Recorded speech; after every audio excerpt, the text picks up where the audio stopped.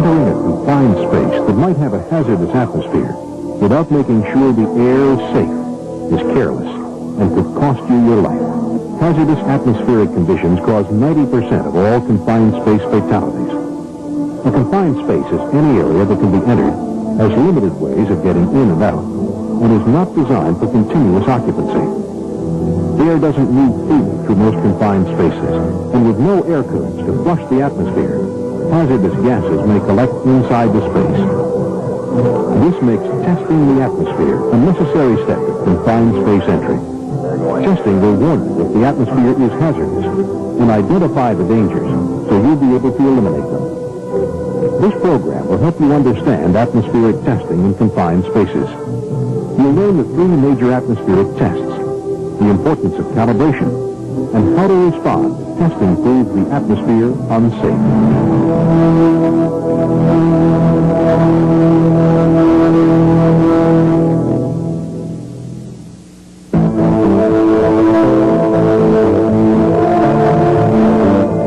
An untested space is a mystery, a dangerous one.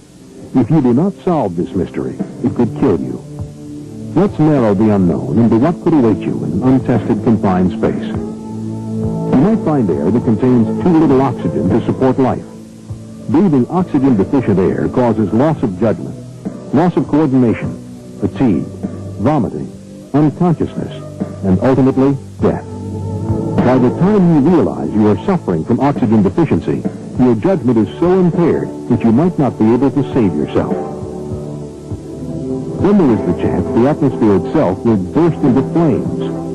A high volume of oxygen or flammable contaminants is the most likely culprit here, and the smallest spark or heat source can be a catastrophe. And then there are the poisons, or toxins. These can poison and even kill you with one breath, or the damage may work slowly and not affect you for many years. Each of these conditions is serious and deadly, but preventable. Atmospheric testing solves the mystery of these dangers lurking within a confined space.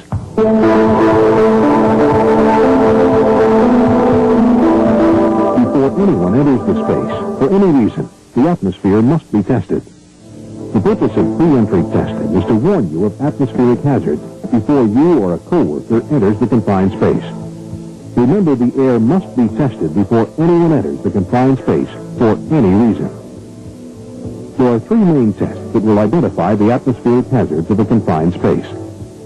The first is for oxygen content, the second test for flammability, and the third for toxicity. You always test the space for all possible hazards before entering. Never enter a space for any reason that has not been tested. Whether it is at the beginning of your shift, after lunch, or maybe you step out of the space to grab a tool or stretch your legs. Always retest that space before re-entering. To find out which tests are needed for a specific space, check the confined space entry permit. The permit will guide you through atmospheric testing. It tells you which tests are needed, the testing equipment and procedures to use, and the atmospheric conditions that are acceptable for safe entry. Perform all tests listed on the permit and enter the results on the permit form.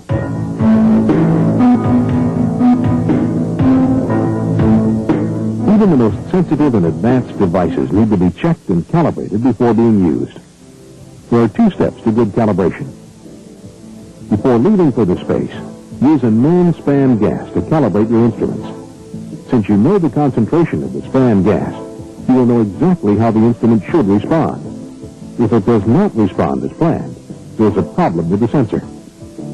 As you head out to the space with the instrument, there's a chance it will be knocked and jostled. So perform a simple function check in the field before using. For an O2 sensor, simply breathing into it will reduce the oxygen level to 19.5%, if not lower. For a function check on combustible gas sensors, use a solvent magic marker. Holding the marker up to the sensor will give you a response. Although a butane lighter will definitely register, it is dangerous to introduce an open flame in an area with a questionable atmosphere. There is no way to perform a function test for toxicity sensors, so make sure you calibrate accurately and transport the instrument carefully. Function checks do not replace calibration. A function check only confirms that alarms are working and that sensors haven't been damaged since calibration.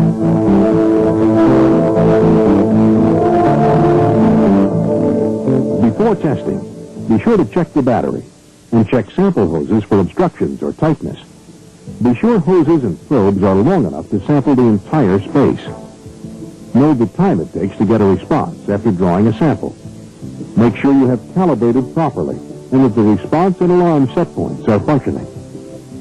Initial tests of oxygen level, flammability, and toxicity must be performed from outside the space. Take samples through a pick hole or a slightly open cover on the side of the space to prevent wind or air pressure from blowing possible contaminants in your face. If ventilation is being used, turn the system off for pre-entry tests. After pre-entry testing, turn the system back on and retest the air. This will help determine the effectiveness of the ventilation system. Test all vertical levels of the space, top, middle, and bottom. Some hazardous gases, such as hydrogen sulfide, are heavier than air and will collect at the bottom of the space. Some, like methane, are lighter than air and will collect at the top. And others, like carbon monoxide, are about the same density as air and can be found in the middle level.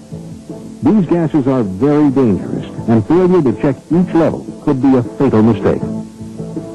Test as much of the space's horizontal area as you can reach by remote probe from outside. Hazardous materials can collect in pockets, and you must identify these areas before anyone enters.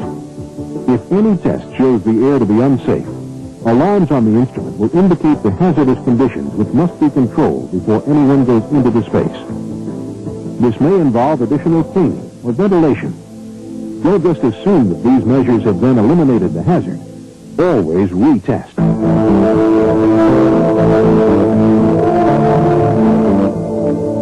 It's oxygen in the atmosphere that keeps us alive. Normal fresh air is about 21% oxygen. The air in a confined space is considered hazardous if its oxygen content is less than 19.5% or more than 23.5%. Oxygen deficiency, an oxygen level of 19.5% or less, can be caused by bacterial consumption, a chemical reaction such as rusting and burning, or it may be caused by displacement, when another gas moves in and takes over space once occupied by oxygen. Air with more than 23.5% oxygen is oxygen-enriched.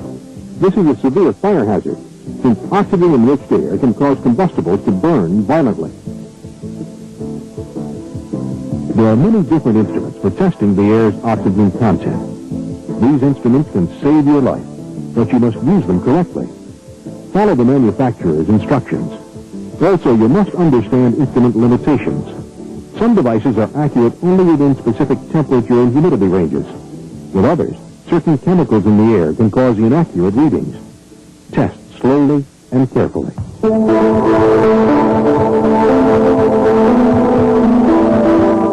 Flammable gases can be odorless and invisible. But if the concentration of a flammable gas is high enough, even a minor source of heat or spark can cause the air to burst into flames.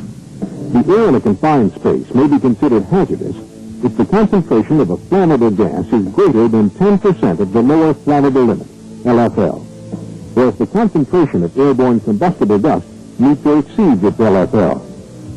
The LFL is the amount of a flammable required for an explosion or ignition to occur in normal air.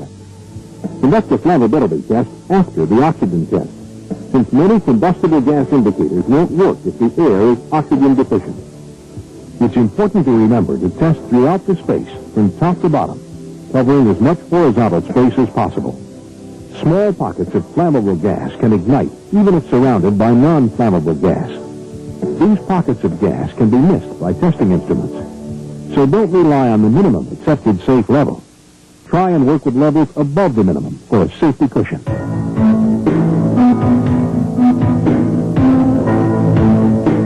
In many confined spaces, a toxic atmosphere may be present. Some toxins can cause severe health problems, even death. When you enter a confined space, your health, perhaps your life, depends on advance warning of any toxins that are present. Each toxic gas has permissible exposure limits, expressed in parts per million. These levels determine the allowable time-weighted average, the short-term exposure limit, and instrument sealing level. Be sure the alarms in your instruments are set to go off at the appropriate level for the gases you expect to monitor. Even if the oxygen content measures between the allowable 19.5% to 23.5%, and the flammable vapor concentration is below 10% LFL, it is still possible for the air to contain a higher concentration of toxins. Check the entry permit to see exactly what atmospheric toxins could be present in the space and determine the PELs. There are several types of instruments for measuring toxicity. Many detect individual chemicals, such as carbon monoxide. Others can detect a number of toxins at the same time. Make sure your instrument will measure any toxic contaminant listed on the entry permit. If more than one toxin is named, you may need several devices to detect each one. Do not use a combustible gas indicator to measure for toxicity. Many combustible chemicals are health hazards at much lower concentrations than their lower flammability limits. A combustible gas indicator might not accurately measure the low levels at which these materials are toxic. An instrument designed to measure one specific gas measures gas concentrations more reliably than a general gas instrument.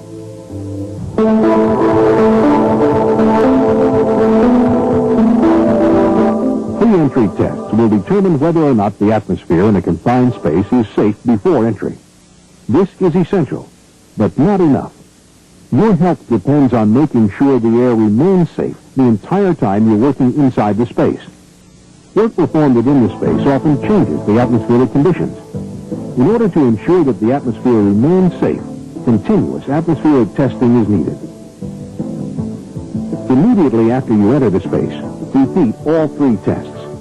Check the top, middle, and bottom levels, and cover any area you couldn't reach from outside the space during pre-entry testing. Be especially thorough in areas where contaminants might leak into the space or accumulate, such as around pipes and irregular surfaces. If you must go into an untested area, wear a supplied air respirator until tests are complete. Test with a direct reading instrument and a remote probe or detector tubes so that you can test each area before actually entering it. After entry, either periodic retesting or continuous monitoring is needed. The entry permit will tell you if continuous monitoring is required. If continuous monitoring is not necessary, the permit will state how often the air must be retested. Continuous monitoring maximizes safety if you will be doing work that can create hazardous conditions inside the space. This includes scraping, scaling, using solvents, and performing hot work, since any of these operations can cause changes in the atmosphere of the space. Position monitoring instruments so that they monitor the air that you are breathing while working in the confined space. Don't forget the space needs to be tested every time it is entered. If the space is vacant during your lunch break, don't just assume because it was safe before you went to lunch that it is still safe. It must be tested before you re-enter the space. It also needs to be retested if work will be continued by a new shift of workers. If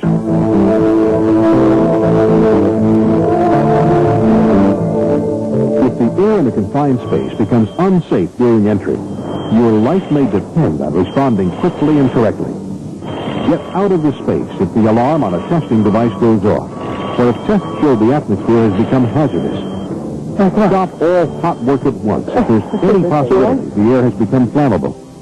Evacuate the space immediately if toxin concentrations elevate above alarm levels. After evacuation, identify and control the source of trouble. Then retest the atmosphere before re-entering the space. The air we breathe is essential to life.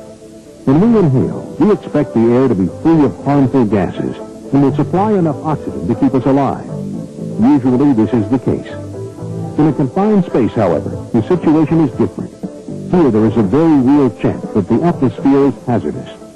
Never assume that the air in a confined space is safe. Always perform every test listed on the entry permit before you enter. Use accurately calibrated instruments and follow the proper procedures. If the air is unsafe, do whatever is needed to control the danger before entering. Testing. Testing. This is your only way of making sure you can leave once you have entered a confined space.